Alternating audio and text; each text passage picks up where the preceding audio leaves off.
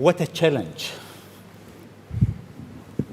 to talk to one of the most, in my opinion, in life, we've seen within this part of the world great people like Al-Khwarizmi, who invented algorithm. Globally, Newton, Henry Ford, the Wright brother, Albert Einstein, and Elon Musk.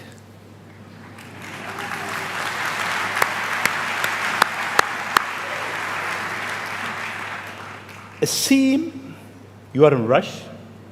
You want to go to places that nobody been. You are reinventing a certain industry, from the rocket industry with SpaceX to the car industry with Tesla. What's your mission life? Why you do whatever you do? Sure. Well, first of all, thank you for having me. It's an honor to be here, and we're having a really great time with my kids in Dubai. It's really been fantastic. I'd really encourage anyone who hasn't been to visit. What a great city. Thank you. Thank you. And in terms of the motivations, I guess the sort of kind of a long version of the explanation, but essentially, when I was a kid, I was wondering kind of what's the meaning of life, like why are we here, what's it all about, and I came to the conclusion that what really matters is trying to understand the right questions to ask. And the more that we can increase the scope and scale of human consciousness, the better we are able to ask these questions. And so I think that there's certain things that are necessary to ensure that the future is good. And some of those things are, in the long term, having long-term sustainable transport and sustainable energy generation, and to be a space-faring civilization, and for humanity to be out there among the stars and be a multi-planetary species. I mean, I think being a multi-planet species and being out there among the stars is important for the long-term survival of humanity. And that's one reason, kind of like life insurance for life collectively, life as we know it.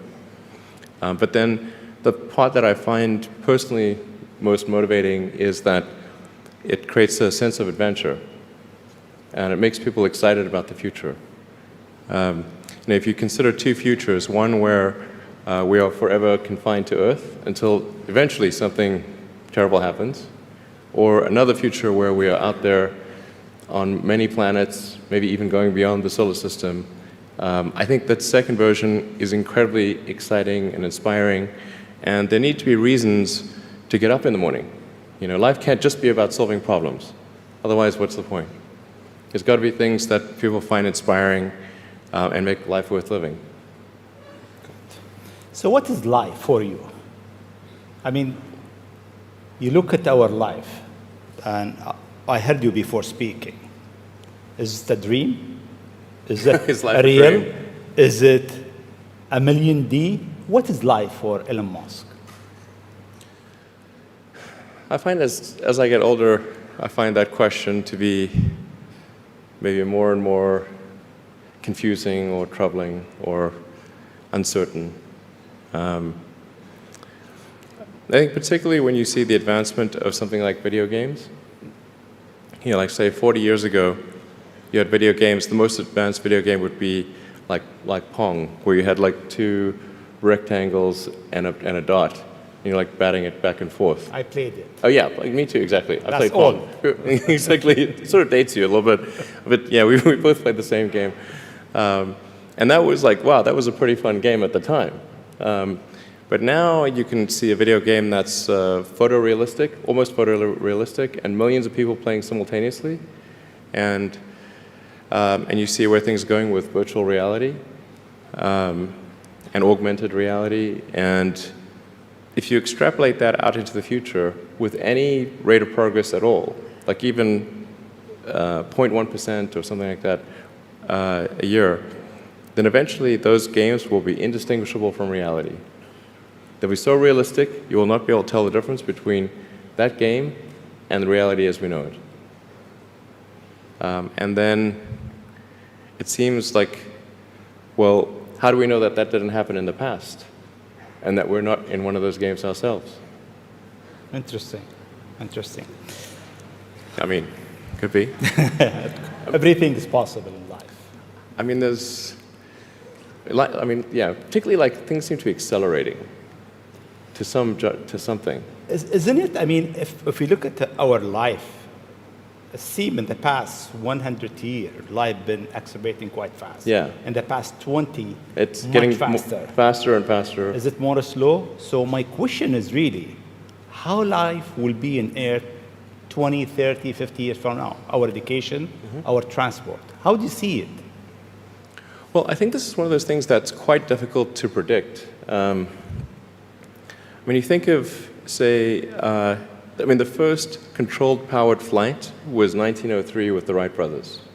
And then 66 years later, we put the first people on the moon. I mean,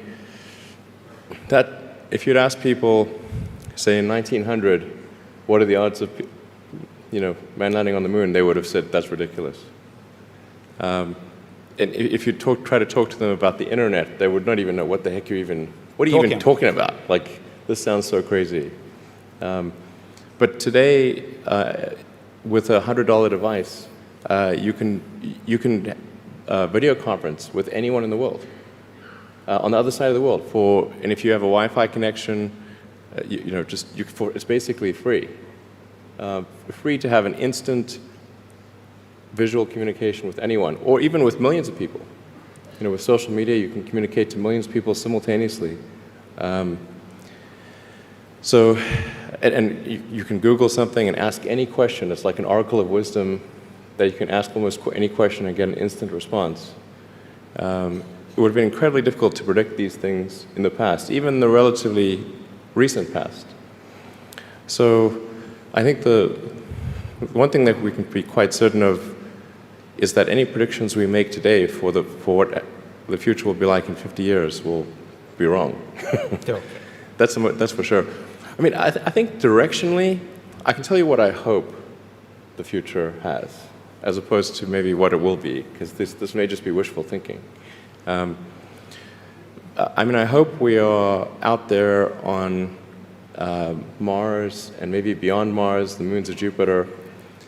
I hope we're traveling frequently throughout the solar system, perhaps preparing for missions to nearby star systems. I think all of this is possible within 50 years. And I think that would be very exciting to do that.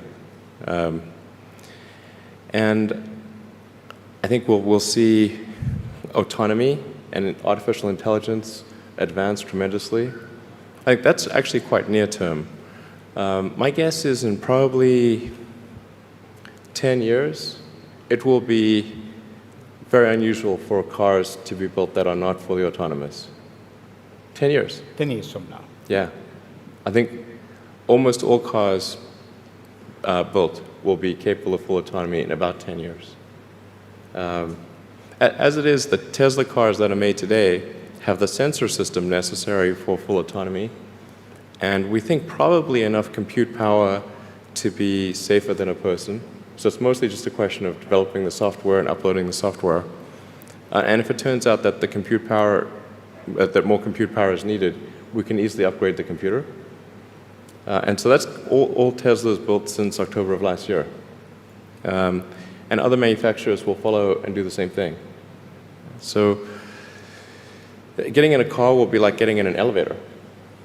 You just tell it where you want to go, and it takes you there with extreme levels of safety. And that'll be normal. It'll just be normal. Like for elevators, there used to be elevator operators. You get in, there'd be a guy moving a lever. Now you just get in, you press the button, and that's taken for granted.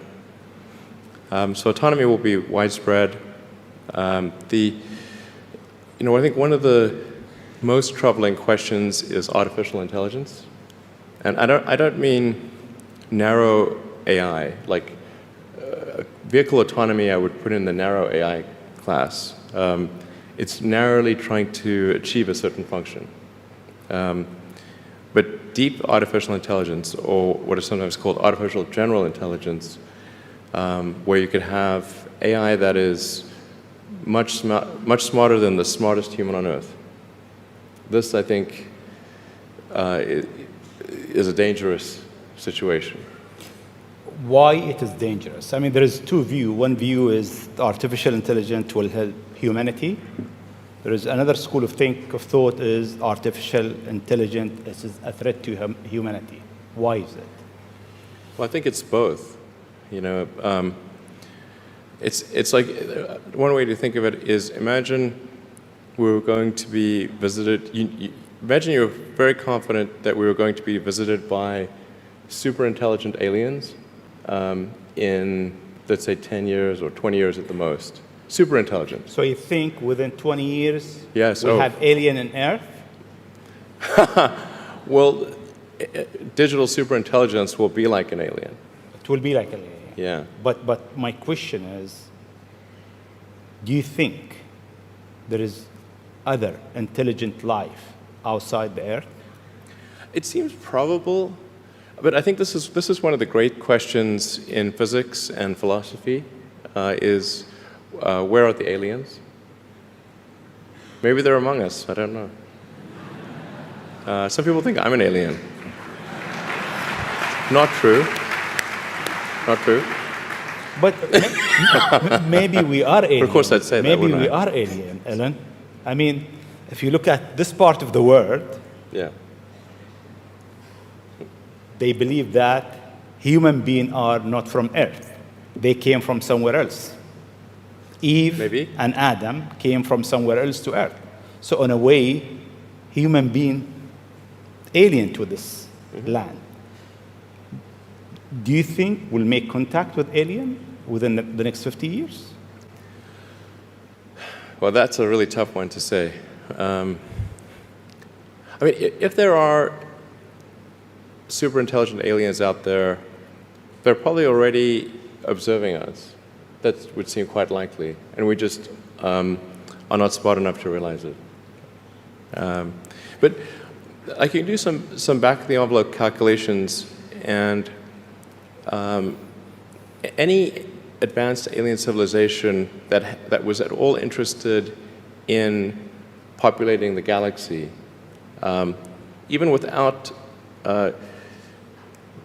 exceeding the speed of light, even if you're only moving at, say, 10 or 20% of the speed of light, you could populate the entire galaxy in, let's say, 10 million years. Maybe 20 million years max. This is nothing, in the grand scheme of things. Once you said you want to die on Mars, why? I don't, to be clear, I don't want to die on Mars. It's like, we're all going to die someday. And if you're going to pick some place to die, then why not Mars? Okay. If we're born on Earth, why not die on Mars? Seems like maybe it'd be kind of exciting. But so I think, given the choice of dying on Earth or dying on Mars, I'd say, yeah, sure, I'll die on Mars. But it's not some kind of Mars death wish. And if I do die on Mars, I just don't want it to be on impact. Okay. Got it. Yeah. Let's come back to Earth, actually. Okay. You tweeted that you are building a tunnel under Washington, D.C. Why? What is it? Well, it's a secret plot. Okay. Just between us. Okay. Nobody heard you? Yeah, exactly. Please keep that secret. I think this is going to sound a little. It seems like somewhat trivial or silly, but I've been saying this for many years now. But I think that the solution to urban congestion is a network of tunnels under cities. And you can, when I say, I don't mean a 2D plane of tunnels, I mean tunnels that go many levels deep. So you can always go deeper than you can go up. Like the deepest mines are taller than the tallest buildings. So you could have tunnels, a network of tunnels that is 20, 30, 40, 50 levels, as many levels as you want, really. And so given that, you can overcome the congestion situation in any city in the world. The challenge is just figuring out how do you build tunnels quickly and at low cost and with high safety. So if tunneling technology can be improved to the point where you can build tunnels fast, cheap, and safe, then that would completely get rid of any traffic situations in cities. And so I think that's why I think it's an important technology. Washington, D.C., LA, and most of the major American cities, most major cities in the world, suffer from severe traffic issues. And it's mostly because you've got these buildings you have tall buildings that are 3D, and you have a road network that is one level. And then people generally want to go in and out of those buildings at the exact same time. So then you get the traffic jam. Let's come back to UAE and Dubai. The first time I met you, it was 4th of June, 2015, at your office in SpaceX. And I asked you, would you have a presence in UAE? And your answer was, I'm busy with China. Maybe not in the near future. Yeah. And almost a year and a half later, we are here. Seems time goes quite fast. Yeah. Why now? Well, I think actually things are going reasonably well in China. We had some initial challenges figuring out charging and service infrastructure and various other things, but now it's actually going fairly well, and so the timing seemed to be good to really make a significant debut in this region, starting in Dubai. Okay. In your opinion, what is the new disturbing thing that will come in technology next? What's next in technology? What's next in technology? That will disturb the way we live, the way we think, the way we do business. Well, the most near-term impact from a technological standpoint is autonomous cars, like fully self-driving cars. Like I said, that's going to happen much faster than people realize. It's going to be a great convenience to be an autonomous car, but there are many people whose jobs it is to drive. So in fact, I think it might be the single largest employer of people is driving in various forms.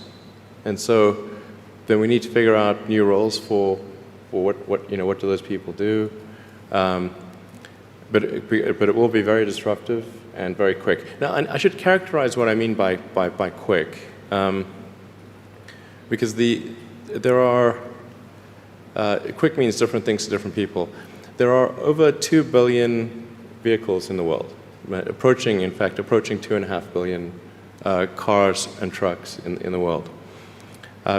The total new vehicle production capacity is about 100 million. Which makes sense because the life of a car or truck before it's finally scrapped is about 20, 25 years. So the point at which we see full autonomy appear will not be the point at which there is massive societal upheaval, because it will take a long time to make enough autonomous vehicles to disrupt employment. So that disruption I'm talking about will take place over about 20 years. But still, 20 years is a short period of time to have, I think, something like 12 to 15% of the workforce be unemployed. Yeah, thank you. This is the largest global government summit. We have over 139 government here. if you want to advise government official to be ready for the future, what is three things or three advice you'll give them? Well, I think the first bit of advice would be to really pay close attention to the development of artificial intelligence.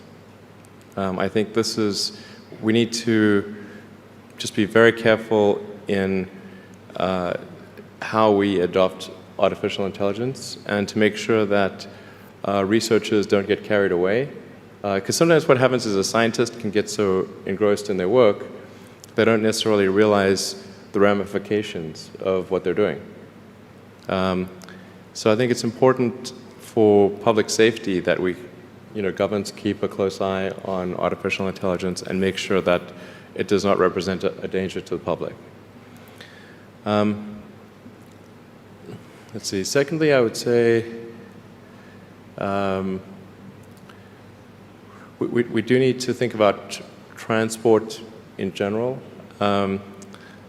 And there's the movement towards electric vehicles, sustainable transport. I think that's going to be good for many reasons, but again, not something that happens immediately. That'll happen slower than the self-driving vehicles. So that's probably something that happens over 30 or 40 years, the transition to electric vehicles. So thinking about that in context, the demand for electricity will increase dramatically. So currently, in terms of total energy usage in the world, it's about 1/3 electricity, about 1/3 transport, about 1/3 heating. So over time, that will transition to almost all, not all, but predominantly electricity, which means that the demand for electricity will probably triple. So it's going to be very important to think about how do you make so much more electricity.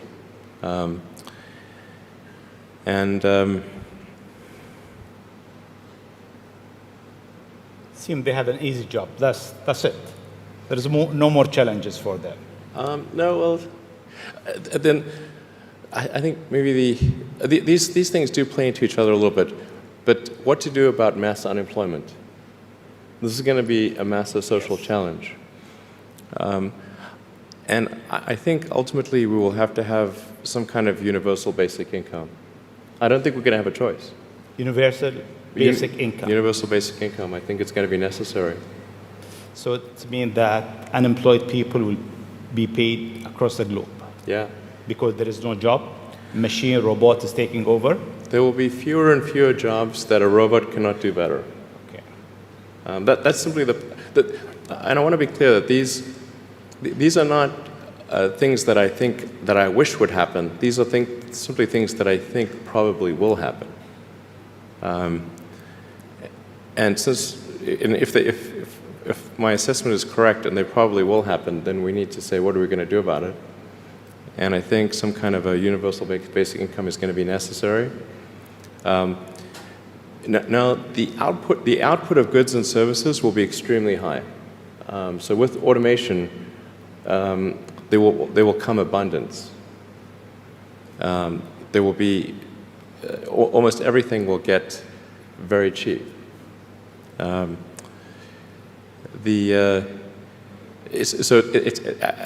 I think I think we'll just end up doing a universal basic income. It's going to be necessary. The harder challenge, much harder challenge, is how do people then have meaning? Like a lot of people, they derive their meaning from their employment. So if you don't have, if you're not needed, if there's not a need for your labor,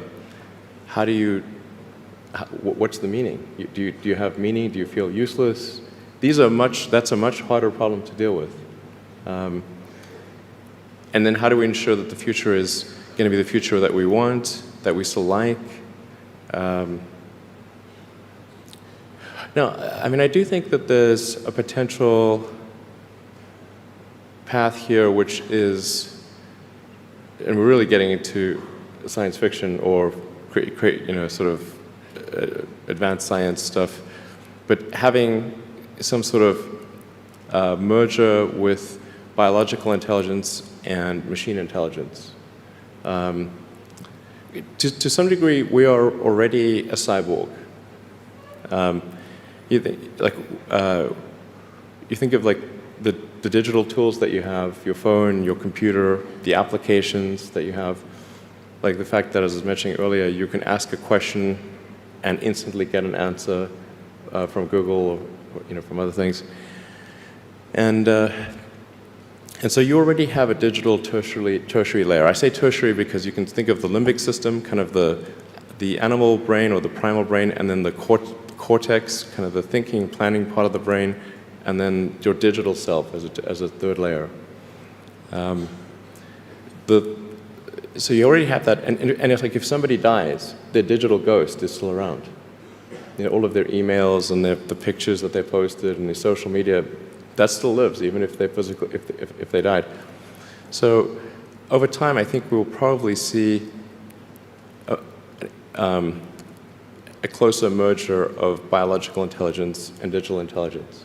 And it's mostly about the bandwidth, the speed of the connection between your brain and the digital extension of yourself.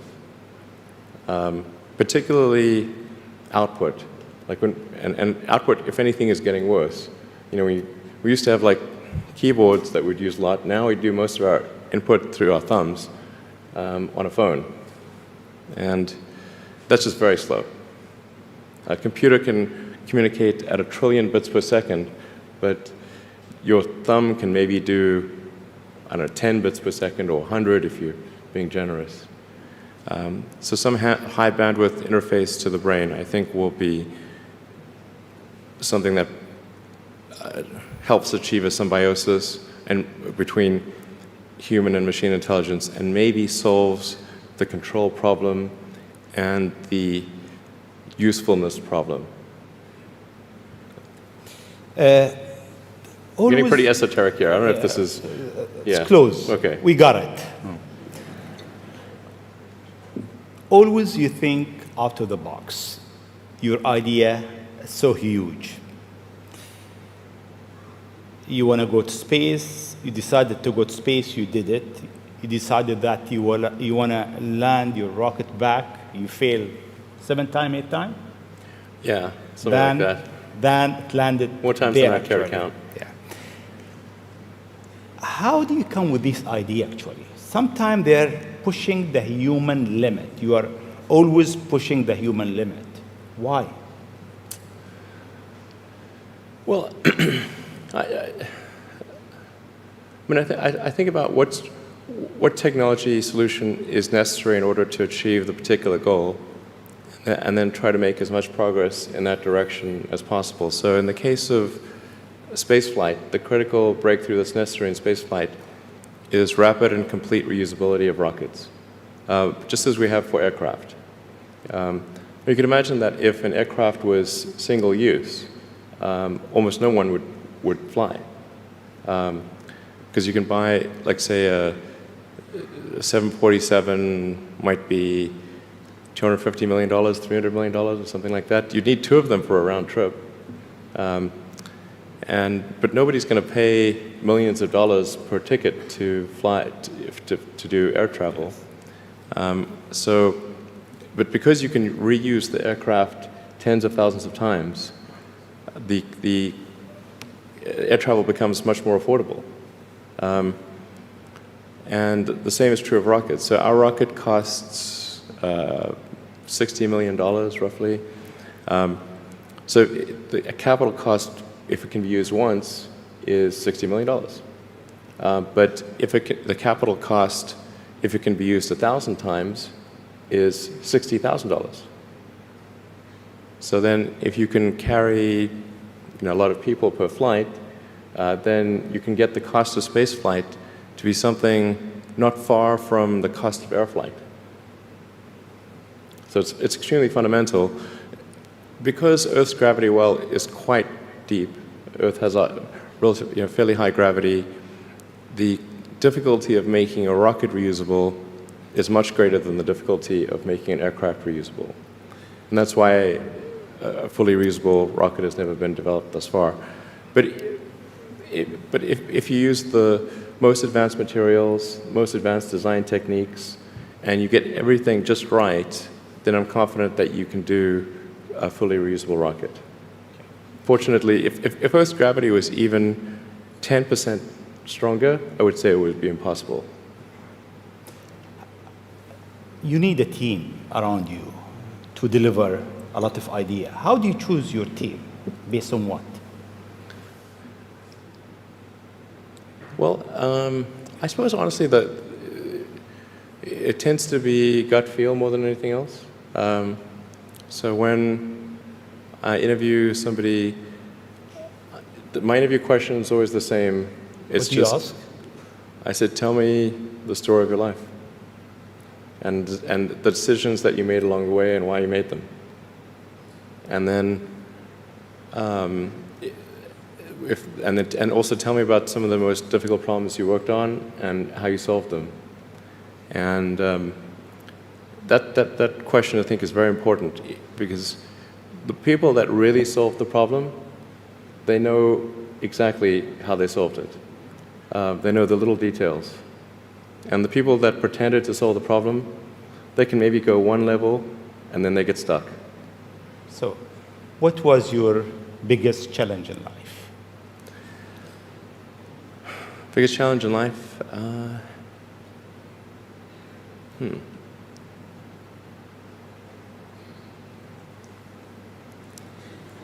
No challenge. Well, no, there's a lot of them. I'm trying to decide which is which is the worst. I think just thinking about how to spend time. One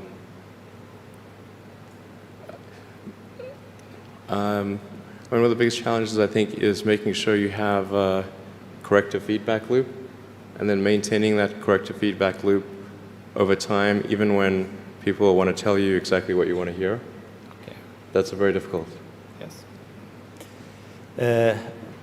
Time is over. I'll ask you just one last question, Sure. if you allow me. In the World Government Summit, we have so many people so many young people actually, from across the globe. If you have an advice to them, young people globally who want to be like Elon Musk, what's your advice to them? I think that probably they shouldn't want to be. You? I think it sounds better than it is. Okay. Yeah, it's not as much fun being me as you'd think. I don't know. You don't think so? No. There's definitely, it could be worse for sure, but it's, I'm not sure I'm not sure I want to be me. Okay. But if, I think advice, I mean, if you want to make progress in things, I think that the best analytical framework for understanding the future is physics. I'd recommend studying the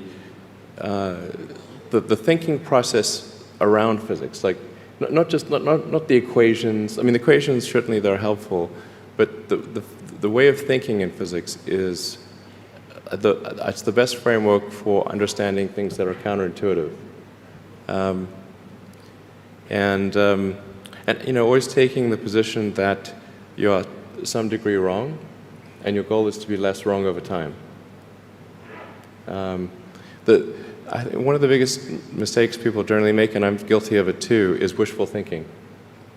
Like you want something to be true, even if it isn't true, and so you ignore the things that you ignore the real truth because of what you want to be true. This is a very difficult trap to avoid, and like I said, it's certainly one that I find myself in having problems with. But if you just take that approach of you're always to some degree wrong, and your goal is to be less wrong, and solicit critical feedback, particularly from friends. Like friends, if somebody loves you, they want the best for you. They don't want to tell you the bad things. So you have to ask them, and say, really, I really do want to know. and then they'll tell you. Thank you very much. It's been